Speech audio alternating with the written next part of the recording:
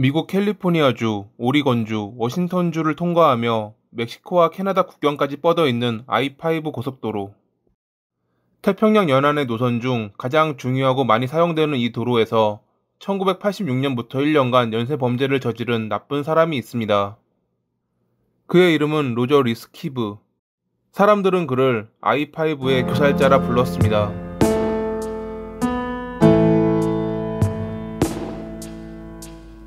1939년에 태어난 그는 어릴 때부터 집에서는 물론 학교에서도 많은 괴롭힘을 당했습니다. 어머니는 그의 사소한 잘못에도 매를 들기 일쑤였고 학교 친구들은 말을 더듬는 그를 놀리며 괴롭혔죠.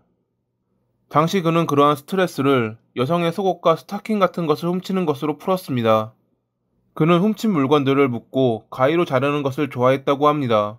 몇 번 체포됐지만 그의 손버릇은 변하지 않았습니다. 사소한 절도, 청소년이었던 점 때문에 그는 감옥에 가지도 않았습니다. 성인이 된 후 그는 캘리포니아에 정착하며 가구를 만들어 파는 일을 시작했고 스카이 다이빙이라는 취미 생활을 즐겼습니다. 해리엇이라는 여성과 만나 결혼까지 했던 로저. 1977년에 로저는 사업을 접고 샌프란시스코의 비즈니스 무역 학교에서 일했는데 어느 날 학교 취직 게시판에 올라온 글을 보게 됩니다. 경영학을 전공한 21살의 루이스라는 아름다운 여성이 올린 일자리를 구한다는 게시글. 로저는 자신을 중견기업의 사장이라 밝히며 그녀를 만났고 새로운 사업을 위해 마침 사람을 구하고 있었다 말했습니다. 간단한 이야기를 나눈 로저는 루이스에게 다음에 데리러 올 테니 회사에서 정식 면접 자리를 가지자고 말하며 헤어졌습니다. 그렇게 둘은 1977년 9월 11일에 다시 만났고 그날 그녀는 로저에게 살해당했습니다. 회사로 가자며 그녀를 차에 태운 로저는 인근에 있는 인적 드문 호수로 그녀를 데려갔고 성폭행한 뒤 저항이 심했던 그녀를 교살한 겁니다. 루이스가 실종되자 가족들은 경찰에 신고했지만 끝내 그녀는 발견되지 않았습니다.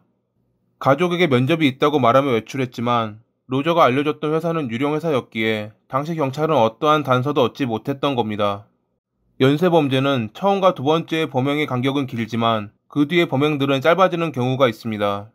로저의 범행이 그러했습니다. 루이스를 살해하고 9년이 지난 1986년 4월 21일에 그는 두 번째 범행을 저질렀습니다. 두 번째 범행부터 I-5 고속도로를 따라 저지른 그의 범행은 1987년 9월까지 알려진 것만 총 5건에 달했습니다. 그는 대부분 매춘부나 히치하이킹을 하는 여성들을 표적으로 삼았습니다. 고속도로 인근에 있는 수로 근처에서 발견된 피해자들은 모두 성폭행과 교살의 흔적이 남아있었다고 합니다. 살인을 저지른 뒤 로저는 가위를 사용해 피해자들의 옷가지를 오려갔습니다. 마치 자신의 범행임을 과시하며 전리품을 수거해 가든 말이죠. 끝나지 않을 것 같던 그의 범행은 1987년 9월에 한 매춘부를 납치하려다 경찰에게 발각되며 끝을 맺습니다. 당시 그의 차를 조사한 경찰은 그가 I-5 교살자일지 모른다 생각하며 그를 체포했지만 확실한 물적 증거는 없었습니다. 검찰 역시 로저를 의심하며 증거 확보를 위해 먼저 그를 8개월 동안 감옥에 잡아두었습니다. 그 사이 검찰은 로저가 스카이 다이빙을 할 때 사용한 끈이 I-5 교살자가 범행에 사용한 끈과 동일하다는 것을 알아냈습니다. 그리고 그의 집에서 가위와 피해자들의 옷 조각이 들어있는 조그마한 상자를 발견하기도 했습니다. 당시 캘리포니아주 관할권에 관한 법률 때문에 다른 주에서 발생한 살인사건에 대해 로저를 재판하는 것은 불가능했지만 그가 수감된 사이 법이 바뀌며 모든 사건에 대해 다시 재판이 열렸고 당시 한 사건에 대해 25년의 징역을 선고받았던 로저는 또 한 번 법정에 서야 했습니다.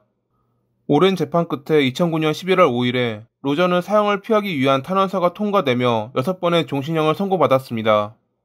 2021년 2월 28일에 로저는 감옥에서 사망한 상태로 발견됩니다. 목에 감긴 밧줄이 스스로 목숨을 끊었다는 것을 보여주었죠. 자신의 욕망을 위해 범행을 저지르며 I-5의 교살자라 불렸던 로저는 끝내 스스로 목을 조르며 그렇게 생을 마감했습니다. 그가 무사히 지옥에 도착해 끝없는 고통 속에 몸부림치기를 바라며 이만 글을 마칩니다. 오늘도 봐주셔서 감사합니다.